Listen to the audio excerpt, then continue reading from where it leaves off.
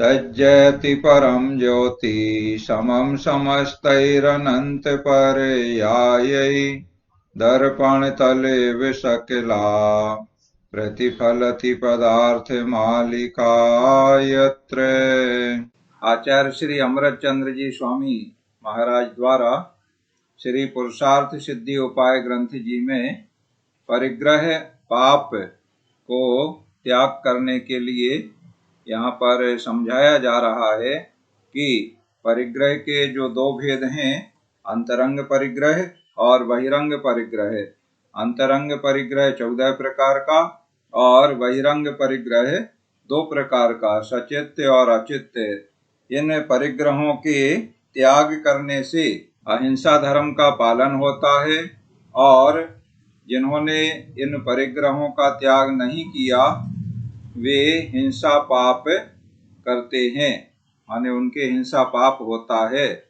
इस प्रकार से बताने के बाद अब आगे इसी बात को और विस्तार से समझाया जा रहा है कि किस प्रकार हिंसा होती है बहिरंग परिग्रह में और किस प्रकार हिंसा होती है अंतरंग परिग्रह में। इस बात को यहाँ पर श्लोक नंबर 119 में स्पष्ट किया जा रहा है। श्लोक दोहराएंगे। हिंसा पर्यायत्वात् सिद्धा हिंसान्तरंग संगेषु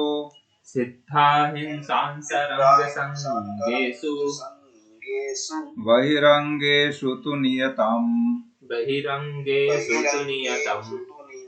प्रयातुमूर्च्छैव हिंसात्वम्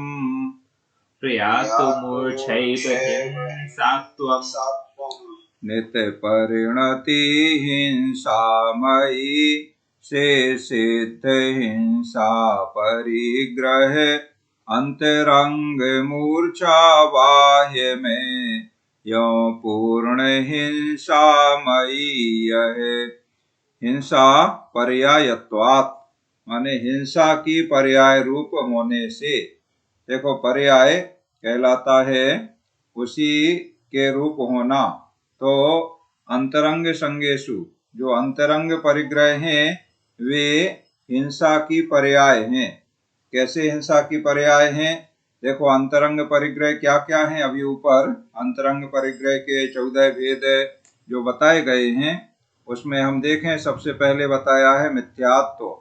तो मिथ्यात्व क्या है? मोहिनी कर्म है। ये सभी 14 परिग्रह मोहिनी कर्म के भेदों में ही आते हैं और उनका मुखिया मिथ्यात्व है। वेद तीनों और हास्यादय ये 6 दोष, इस तरह 3 और 6 9, ये 9 कषाय हैं, ये भी मोहिनी कर्म के भेद हैं। और चत्वारश्च कषाया 4 कषाय माने क्रोध मान माया लोभ, और इन्हीं का विस्तार करने से अनंतानुबंधी अप्रत्याख्यानावरण प्रत्याख्यानावरणी और संजुलन ऐसे 4 गुणा 4 करने से 16 हो जाते हैं।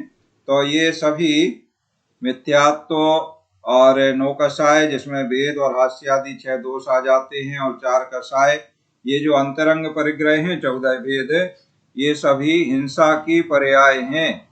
हिंसा की पर्याय कैसे हैं? ये जीव के विभाव परिणमन हैं, विकारी परिणमन हैं। माने ये विभाव होने से जीव अपने स्वभाव से च्युत होता है, अपने स्वभाव से दूर होता है, और अपने स्वभाव से दूर होना और विभाव परिणमन करना ही हिंसा कहलाता है। राग आदि की उत्पत्ति होना हिंसा है। श्लोक नंबर 44 आपको याद होगा। तो राग आदि की उत्पत्ति, जो राग आदि माने राग द्वेष और ये सभी जो मिथ्यात्व हास्य रति अरति शोक भय जुगुप्सा तीनों वेदों का राग, क्रोध मान माया लोभ है, ये सभी राग आदि में आ जाते हैं। तो ये परिणाम होना, इसी को भाव हिंसा कहते हैं। तो ये हिंसा की ही पर्याय है, माने इसी को हिंसा कहते हैं। इन परिणामों का उत्पन्न होना ही भाव हिंसा कहलाता है और इसी को अंतरंग परिग्रह कहते हैं। तो अंतरंग परिग्रह और भाव हिंसा ये परस्पर में एक दूसरे के पर्याय हैं, इनमें कोई भिन्नता नहीं है। इस प्रकार ये हिंसा की पर्याय ही हैं। तो हिंसा पर्यायत्वात् सिद्धा हिंसा अंतरंग संगेषु, अंतरंग संगेषु माने अंतरंग परिग्रहों में हिंसा सिद्धा, हिंसा स्वयं सिद्ध है, क्योंकि वह उसी की पर्याय है। तो जो जिसकी पर्याय है तो वही चीज होगी उसमें, इसलिए अंतरंग परिग्रह में तो हिंसा स्वयं सिद्ध है। कि जैसे ही ये अंतरंग परिग्रह रूप परिणमन हुआ, भाव हुआ, तो वो भाव हिंसा हो गई, इस तरह से स्वयं सिद्ध है। अब बहिरंग परिग्रह की बात कर रहे हैं, तो बहिरंगेषु और बहिरंग परिग्रहों में मूर्छा एव हिंसात्वम, माने मूर्छा माने ममत्व का परिणाम ही हिंसात्व माने हिंसा भाव को नियतम प्रियातु निश्चय से प्राप्त होता है। बहिरंग परिग्रह में जो जीव का ममत्व का परिणाम है वह हिंसा को प्राप्त होता है। देखो, ममत्व के परिणाम माने मूर्छा परिणाम को ही परिग्रह कहा गया है। तो ये बहिरंग परिग्रहों में मूर्छा का भाव होता है, माने ममत्व का परिणाम होता है, अर्थात उन वस्तुओं को अपना मान्य रूप परिणाम होता है। ये वस्तु मेरी है, मैं इसका स्वामी हूँ, या ये वस्तु मुझे मिल जाए, ऐसी लालसा का परिणाम होता है। तो ये सब ममत्व परिणाम यानी मूर्छा कहलाते हैं। तो इस तरह से जो बाह्य वस्तुओं में या बाह्य परिग्रहों में मूर्छा का परिणाम या ममत्व का परिणाम या उन्हें अपना मानने का भाव होता है, या उनके मालिक बनने का भाव होता है, या उनके प्राप्ति की लालसा होती है, वह निश्चय ही हिंसा भाव को प्राप्त होता है। वो परिणाम हिंसा कहलाता है, वो वस्तुएं हिंसा नहीं कहलाती हैं। जो वो ममत्व का परिणाम हुआ, मूर्छा का परिणाम हुआ, उसे हिंसा कहते हैं। वो हिंसा को निश्चय से हिंसा भाव को प्राप्त होता है। इस प्रकार अंतरंग परिग्रह में भी हिंसा है और बहिरंग परिग्रह में भी हिंसा है, दोनों परिग्रहों में हिंसा है। ये बात यहाँ पर विस्तार से दोनों परिग्रहों के लिए समझा दी कि किस कारण से हिंसा है। इसके ऊपर केवल इतना बता दिया था संक्षेप में कि दोनों परिग्रहों का त्याग करें तो अहिंसा धर्म होता है, और दोनों परिग्रहों को जो धारण करते हैं तो उनके हिंसा पाप होता है। तो वो हिंसा पाप कैसे होता है, ये बात 119 में आपने समझ ली कि अंतरंग परिग्रह तो हिंसा की ही पर्याय हैं। इस तरह अंतरंग परिग्रहों में हिंसा होती है, वो हिंसामयी ही है, स्वयं सिद्ध हैं। और बहिरंग परिग्रहों में जो उनके प्रति मूर्छा ममत्व का परिणाम होता है, वह परिणाम हिंसा भाव को प्राप्त होता है। इस प्रकार बहिरंग परिग्रह में भी हिंसा पाप होता है। जो अंतरंग बहिरंग परिग्रह के धारी हैं वो निरंतर हिंसा पाप में रत रहते हैं। इस श्लोक को दोहराते हैं। हिंसा पर्यायत्वात् सिद्धा हिंसांतरंग संगेषु बहिरंगेषु तु नियतम् प्रयातु मूर्छैव हिंसात्वम्। अब इसके आगे श्लोक नंबर 120 में बहुत अच्छा प्रसंग आया है कि इस प्रकार से आपने कह दिया कि बहिरंग जो पदार्थ हैं, परिग्रह हैं, उनमें ममत्व का परिणाम है। तो संसार के सारे जीवों को उनके प्रति ममत्व का परिणाम रहता है। एक भी जीव ऐसा नहीं मिलेगा संसार में जिसका कुछ ना कुछ ममत्व परिणाम ना हो। ये बात अलग है, किसी का थोड़ा ज्यादा रहता है, किसी का कम रहता है, किसी का बहुत ज्यादा रहता है, किसी का बहुत कम रहता है। तो क्या सभी को समान रूप से हिंसा का पाप लगता है? ऐसा शंकाकार ने आचार्य श्री अमृत चंद्र जी स्वामी महाराज के पास से अपनी शंका का भाव रखा। तो उस शंकाकार की शंका का समाधान इसमें श्लोक नंबर 120 में किया जा रहा है, उदाहरण दे करके बताया जा रहा है। श्लोक दोहराएंगे। एवं न विशेषस्या एवं न विशेषस्या दुन्दुरु रिपुहरिण शावकादीनां दुन्दुरु रिपुहरिण शावकादीनां नैवं भवति विशेषस् नैवं भवति विशेषस् तेषां मूर्छा विशेषेण तेषां मूर्छा विशेषेण बिल्ली हरिण शिशु आदि में यों कोई अंतर ना रहे, पर सदा अंतर है वहाँ उनके ममत्व विशेष से। देखो कितना स्पष्ट उदाहरण देकर के यहाँ पर समझा दिया गया है, बहुत आसान है। एवं माने ऐसा है, तो ऐसा है माने बहिरंग परिग्रह का नाम मूर्छा है। ये बात ऊपर कही है कि बहिरंग परिग्रह जो है उसमें ममत्व परिणाम हिंसा भाव को प्राप्त होता है। तो बहिरंग परिग्रह जिनके पास है तो उनको मूर्छा का परिणाम है, माने वो हिंसा कर रहे हैं। यदि ऐसा है तो उंदुरु रिपु हरिण शावकादि नाम, उंदुरु कहते हैं बिल्ली और हरिण तो जानते ही हैं हिरण, नहीं उंदुरु रिपु माने बिल्ली, उंदुरु माने होता है चूहा और उंदुरु का रिपु माने उंदुरु का शत्रु। तो उंदुरु रिपु तो चूहे का शत्रु, तो चूहे का शत्रु कौन हुआ? बिल्ली।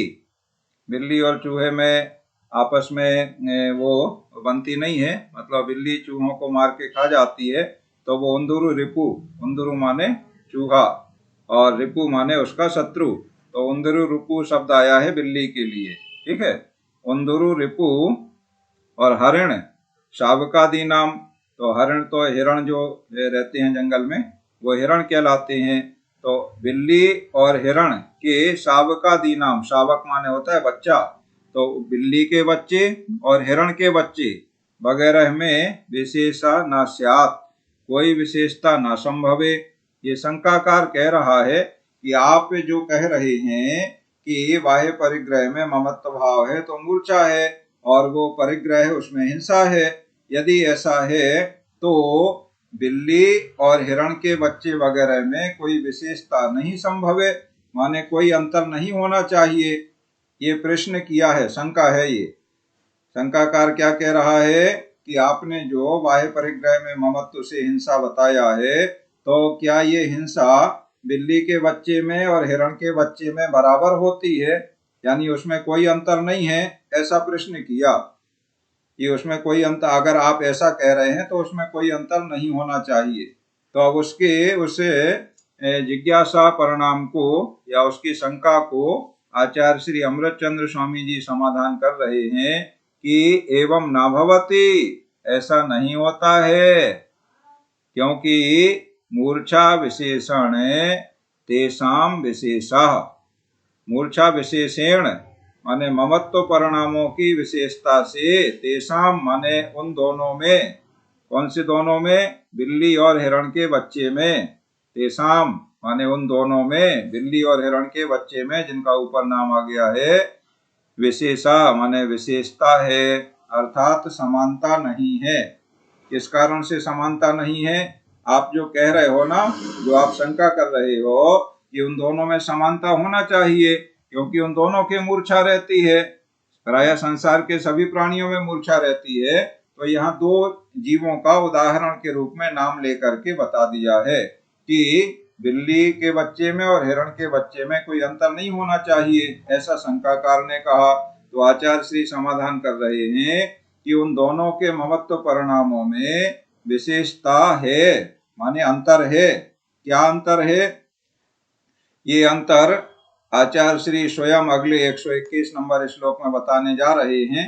संक्षेप में हम आपको बता देते हैं कि बिल्ली का बच्चा और हिरण का बच्चा, या ऐसे कहो बिल्ली कहो और हिरण कहो, बच्चा छोटा होता है और वो बड़े होते हैं, तो विशेषता दोनों में वही रहती है। तो बिल्ली में और हिरण में अंतर होता है उनके परिणामों में। कैसे अंतर होता है? बिल्ली के परिणाम में बिल्ली चूहों को मारकर खाती है, उंदुरु निकर, उंदुरु माने चूहे, चूहों का समूह है, तो चूहों को खाने वाली जो बिल्ली है उसके परिणाम अत्यंत तीव्र रागमय होते हैं या तीव्र हिंसामय होते हैं। बिना तीव्र हिंसामय परिणाम के किसी को मारना, मार के खाना संभव नहीं होता है। तो वह बिल्ली के जो मूर्छा यानी ममत्व का परिणाम होता है वह बहुत तीव्र होता है, और हिरण के बच्चे या हिरण में वही ममत्व का परिणाम बहुत कम होता है, बहुत मंद होता है। कल आदित्य ने जो प्रश्न किया था वही बात है, सभी को समान हिंसा नहीं होती है। छोटा व्यापार करने वाला और बड़ा व्यापार करने वाला, तीव्र परिणाम करने वाला और मंद परिणाम करने वाला, उनके पाप में अंतर होता है। जिनके मंद परिणाम रहते हैं, देखो वही सब कार्य संसार दुनियादारी, अपना व्यापार, मकान दुकान या नौकरी, खेती किसानी, जो भी जिसका आजीविका आदि साधन है, या जो परिवार में घर में जो भी आरंभ परिग्रह आदि के काम करते हैं सभी सदस्य लोग, महिलाएं और अन्य सभी लोग, तो उनके सभी के परिणाम एक सा काम करते हुए भी दो लोगों के परिणाम अलग अलग हो सकते हैं। हमारे यहाँ एक जैन साहब हैं, होटल का काम करते हैं, तो वे हमेशा अपनी निंदा का रहा करते हैं, बैठते हैं हमारे पास, शास्त्र प्रवचन में भी बैठते, अभी आएंगे, तो वो हमेशा ये कहते हैं कि शास्त्री जी ये होटल का काम हमें तो बिल्कुल पसंद नहीं आता है, लेकिन अब क्या करें, आजीविका ऐसी है कि दूसरा कोई काम नहीं है, उसी से परिवार का पालन होता है, तो करना पड़ रहा है। तो हमेशा अपने काम की निंदा कर रहा करते हैं कि होटल का काम करने वाले नौकर लोग लगे हैं, उनको खूब समझाते हैं, फिर भी कहीं वो बिना चना पानी ले लेते हैं, कहीं जैसे आलू वगैरह का समोसा वगैरह भी बनते हैं तो वो उपयोग होता है, तो उनमें तो साक्षात हिंसा होती ही है।